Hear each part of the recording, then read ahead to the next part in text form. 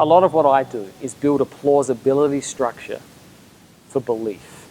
Because right now, for a lot of people, Christianity is so unbelievable that by simply talking about how believable it is, it won't do anything. So I'm trying to build a bridge in their mind of plausibility that shows them why this is actually what they're talking about. So my conviction would be Christianity is not a religious story, it's the true human story.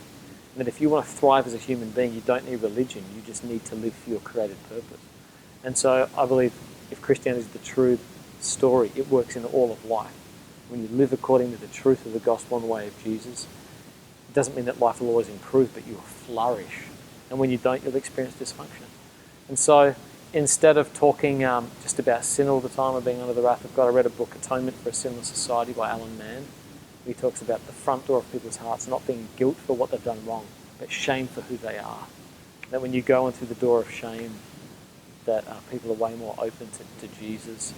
We do a ton of apologetic stuff, deconstructing the big obstacles to people's belief in faith. But like I said, I think my sweet spot is cultural deconstruction of what our world is saying and why it doesn't work the way it says it's working, and why the truth behind that's actually from Jesus, and here's what it looks like. So there will be tons of different things, one-on-one conversations, events that we would put on. Every sermon that I preach, in it, inside the church building, there'll be a thing where I'll literally stop and say, hey, listen, if you're not a Christian here today, you're probably feeling this right now. Or when I wasn't a Christian, I haven't always been a Christian, when I wasn't a Christian, I would hear things like this and I would think this. And then now here's how I think about what I thought about this. And I'll find so often people will say, hey, I'm not a Christian, someone dragged me along or whatever, and that really, when you said that, I thought about that. Can we talk more about that? So there's some, that would be some of the examples. But at the end of the day, the thing that wins non-believers is agape love.